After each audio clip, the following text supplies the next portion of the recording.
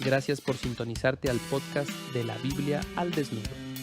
Puedes obtener la transcripción de este episodio en los enlaces de la descripción de este video. Recomendamos echar un vistazo si tienes preguntas o dudas acerca de la traducción o redacción en este episodio, ya que difiere del original en inglés. Bienvenidos una vez más al podcast de la Biblia al desnudo. En el último episodio del podcast, continuamos nuestra serie sobre el estudio de la Biblia a la luz de sus diversos tipos de literatura, sus géneros literarios. Observamos un ejemplo relacionado con el Nuevo Testamento, cómo las características literarias de los cuentos de fantasmas grecorromanos y las apariciones post-mortem de los muertos informan nuestra lectura de los relatos de resurrección del Nuevo Testamento.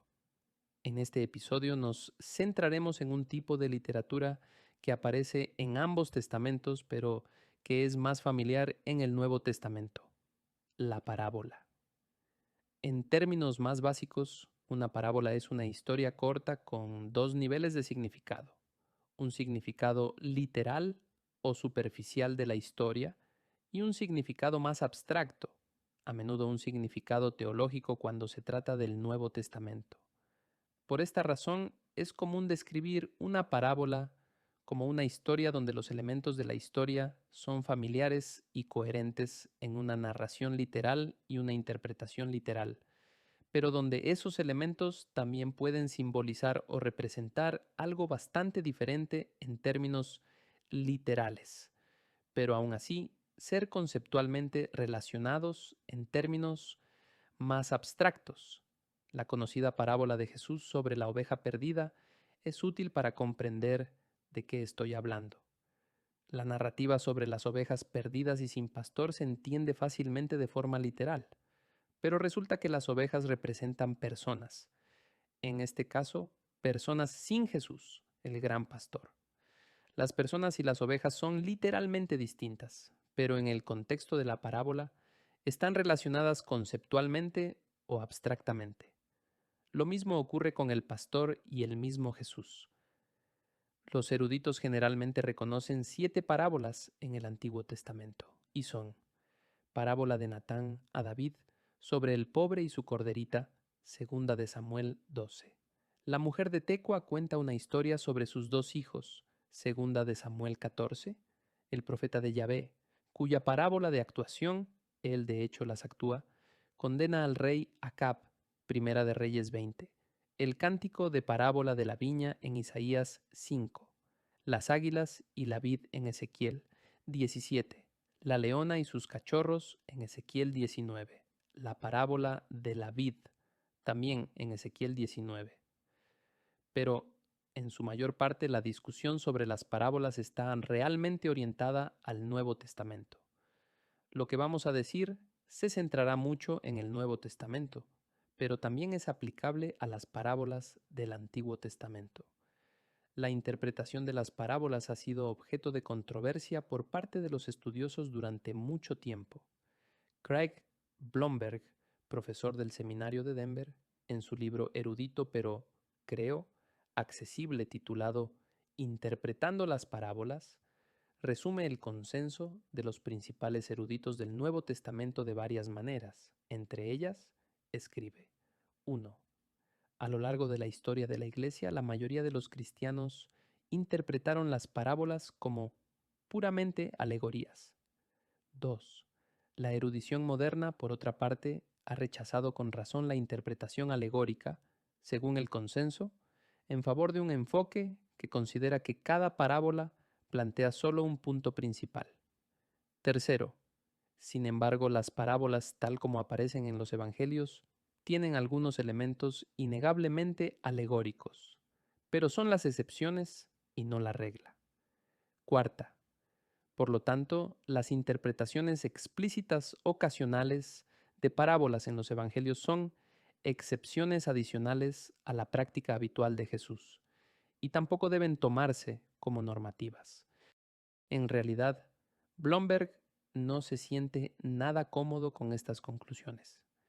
Señala que las parábolas de Jesús, según los principios de interpretación generalmente aceptados tienen como objetivo revelar y no ocultar.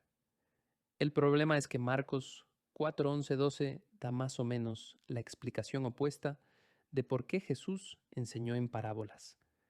Ese pasaje dice, y les decía, a vosotros os ha sido dado el misterio del reino de Dios, pero los que están afuera reciben todo en parábolas, para que viendo vean pero no perciban, y oyendo oigan pero no entiendan, no sea que se conviertan y sean perdonados. Podemos ver que lo que Jesús les está diciendo a sus oyentes, los discípulos y otros, pero básicamente los discípulos, es que aquellos de ustedes que creen entienden el reino de Dios. Tus ojos han sido abiertos. Pero para aquellos que no creen, estas parábolas son las que voy a usar y simplemente no las van a entender. Hay una especie de sensación deliberada en ello, como dice Marcos 4:12, no sea que se conviertan y sean perdonados. Y oyendo, oigan, pero no entiendan. Entonces, según Marcos 4, las parábolas en realidad tratan de ocultar verdades, no de revelarlas. Es algo así como lo opuesto al consenso académico del Nuevo Testamento. Blomberg, por lo tanto, ve las parábolas de manera un poco diferente. Y no está solo, ya que otros estudiosos lo acompañan en estos puntos. Pero sostiene básicamente dos cosas. Uno, las parábolas tal como aparecen en los Evangelios son mucho más alegóricas de lo que normalmente se reconoce. 2. Muchas parábolas probablemente resaltan más de un punto principal. Sin embargo, Blomberg continúa admitiendo, y lo citaré nuevamente aquí, que, más allá de esto, existe poco acuerdo y es fácil retroceder demasiado en la dirección de derivar demasiados puntos de un pasaje. Un destacado escritor ha defendido recientemente la necesidad de ver un conjunto teológico de puntos en cada pasaje, y en su exposición estos pueden llegar a ser hasta 10. Sin embargo, sin llegar a estos extremos, uno debe estar dispuesto a buscar múltiples puntos en una parábola. Fin de la cita.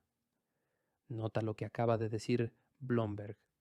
Él está diciendo, mira, son mucho más alegóricas de lo que sostiene la posición académica dominante, por lo que debemos estar abiertos al significado alegórico de las parábolas, pero no queremos ir demasiado lejos.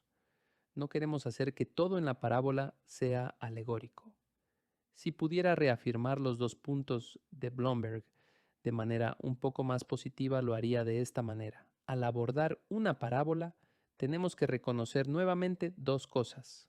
Uno, van a ser alegóricas, es decir, escuchen esto, van a ser al menos dos niveles de significado. Mi aportación aquí para promover este pensamiento sería que solo tomar las parábolas literalmente, o incluso principalmente literalmente, es interpretarlas fuera de su propio contexto literario. Mencioné este primer punto y le agregué un poco de elaboración, porque a menudo me he encontrado con maestros de la Biblia o pastores, o lo que sea, que quieren mirar una parábola y tomar todo absolutamente literalmente. Francamente, lo que resulta en eso es un poco extraño en ciertos contextos. Entonces, lo que estoy diciendo es que las parábolas no deben tomarse literalmente. Si lo haces, las estás interpretando fuera de su propio contexto. Toda esta serie ha sido dedicado a la idea de que interpretar la Biblia en contexto significa interpretarla en su propio contexto, no en el nuestro o en algún contexto en el que queremos que sea el caso. 2. Volviendo a la noción de Blomberg de que las parábolas resaltarán al menos un punto principal, al menos uno, pero puede haber otros, y que habrá un significado más abstracto que corresponda a ese significado literal.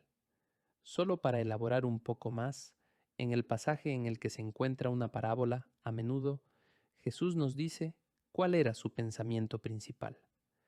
No sé si lo has notado al leer los Evangelios. Si miras las parábolas, Jesús a menudo da la parábola, y luego, cuando llega a la explicación, ya sea que alguien le pregunta o él continúa de inmediato, o incluso algún tiempo después, le dice a la gente cuál fue la idea principal, cuál era el punto. También suele decirte si tuvo más de un pensamiento al utilizar esa parábola. En otras palabras, probablemente deberíamos dejar que el Nuevo Testamento, la propia interpretación de las parábolas de Jesús, su propia técnica o método, por así decirlo, influya en la forma en que nosotros miramos las parábolas. Nunca encontraremos a Jesús abstrayendo cada aspecto trivial de una parábola. Francamente, creo que deberíamos disciplinarnos para no hacer eso. Así que usemos a Jesús como ejemplo de cómo interpretar las parábolas. El verdadero problema, como muchos lo ven, es si hay que buscar un significado abstracto en la totalidad de la parábola, en cada detalle, como acabo de mencionar, o si cada elemento de una parábola debe ser abstraído tantas veces, tan a menudo, tan frecuentemente y tan creativamente como sea posible. Los intérpretes antiguos eran famosos por hacer esto. Eran famosos por tomar hasta la última palabra de una parábola y encontrar algún significado abstracto, lo que resultaba en docenas de presuntos significados para cualquier parábola determinada. Para evitar este tipo de abuso, Blomberg y otros que he leído tienen algunas salvaguardias, tienen algunas recomendaciones, así que también les daré esta lista. Esto es más o menos un resumen. 1. Los intérpretes modernos deberían buscar significados en aquellos puntos de las parábolas que la audiencia original de Jesús habría discernido. Esa es otra manera de decir que deberíamos restringir los puntos de abstracción para alegorizar una interpretación a aquellos que los oyentes de Jesús habrían entendido, no puntos que nosotros entenderíamos y ellos no. Los evangelios frecuentemente restringen los puntos de esta manera, como mencioné antes. Tienen a Jesús o al escritor diciéndonos en qué elementos se centró Jesús al contar la parábola. Creo que es una buena advertencia contra la abstracción de una parábola para nuestro propio tiempo y contexto. Esa es una estrategia interpretativa defectuosa. Podemos aplicarla a nuestro contexto, pero decir que esta parábola significa X, Y o Z, con la que solo un moderno se conectaría, esa es una estrategia defectuosa. Francamente, es sacar una parábola de su propio contexto. 2. Blomberg advierte específicamente que los personajes principales de una parábola probablemente serán los candidatos más comunes para la interpretación alegórica y los puntos principales de la parábola probablemente estarán asociados con aquellos personajes.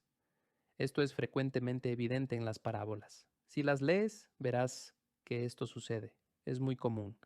Es donde el escritor les dice a los lectores en qué deben centrarse, y por eso se convierte en una buena regla de oro para nosotros. Tercero, debemos recordar que Marcos 4 dijo que las parábolas eran para oscurecer la enseñanza sobre el reino de Dios para aquellos que no seguían a Jesús. Eso significa que las parábolas realmente tratan sobre el reino de Dios, el reinado de Dios y el reino de Dios. Como tales, no deben verse como centrados exclusivamente en Israel o exclusivamente en la Iglesia, sino en el pueblo colectivo de Dios, la actual comunidad creyente de Dios y el que reina como Rey, Jesús. Las ideas periféricas a estas cuestiones centrales llevan al intérprete más allá del propósito de las parábolas que el mismo Jesús nos acaba de contar. Como tal, debemos tener mucho cuidado de no llevar las parábolas más allá de lo que Él intencionó. Espero que estas pautas para interpretar las parábolas sean útiles. Sabemos que son importantes por el motivo por el cual Jesús usó el método. Su propósito y por lo tanto su contexto deben marcar nuestro método de interpretación para que no vayamos más allá de lo que realmente demuestra el Nuevo Testamento.